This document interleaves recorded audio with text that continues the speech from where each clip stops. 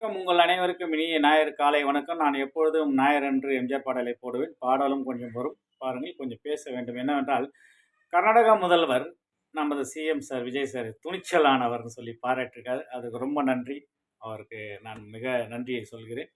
இன்னொன்னு என்னன்னு கேட்டீங்கன்னா, நானு நேத்து ஒரு ரீல்ஸ்ல ஒரு பாட்டு பாடியிருப்பேன். அதுல ஒரு லைன கட் பண்ணியிருப்பேன். எதற்காகன்னு கேட்டனா, அந்த பாட்ட இப்ப பாடணும் அப்படின்றதுக்காக தான். அது அந்த லைன் என்னன்னு கேட்டீங்கன்னா, 10 திங்கள் சுமந்தாளே அவள் பெருமைப்பட வேண்டும்.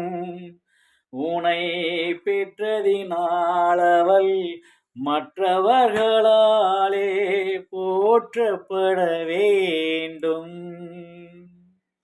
சார், உண்மையிலேயே உன்னை பெற்றதுக்கு அந்த தாயை தமிழக மக்களே பாராட்டும். இப்படி ஒரு தங்கத்தை பெற்று தமிழ்நாட்டுக்கு முதல்வராக கொடுத்து முழு நன்மையும் செய்ய வச்சு, அடாடாடா! ரொம்ப சூப்பர் சார். சார், அப்புறம் நான் சின்ன சின்ன பாட்டு கட்டுவேன். அப்படி ஒரு பாட்டு கட்டி பாடணும்னு ஆசை. பிடிச்சிருக்குதான்னு பாருங்க. நீங்க மட்டும் இல்ல, பார்க்குறவங்க அனைவருமே சொல்லுங்க சார், நல்லா இருக்கான்னு.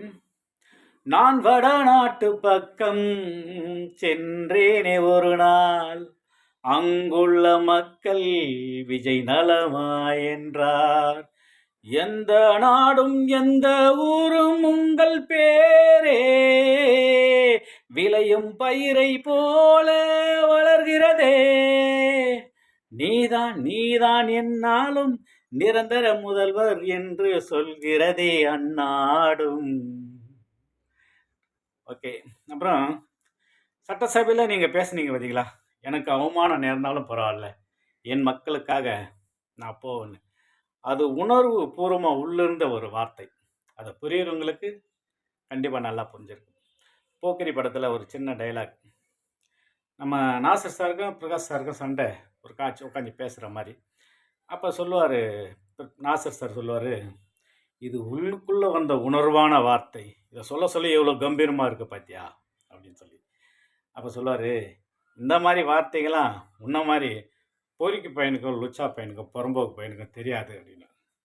அது மாதிரி நீங்கள் சட்டசபையில் பேசுனீங்க பார்த்தியா, தமிழ் மக்களுக்காக நான் என்ன அவமானம் வந்தாலும் பார்த்து கொள்வேன், ஏற்றுக்கொள்கிறேன். இதெல்லாம் நல்ல மனிதர்கள், உணர்வுள்ளவர்கள் புரிஞ்சு கொள்வார்கள். இது என்ன மாதிரி ஒரு பேச்சுன்ட்டு. ரொம்ப அருமை sir, super. Thank you thank you thank you. டைமிங்க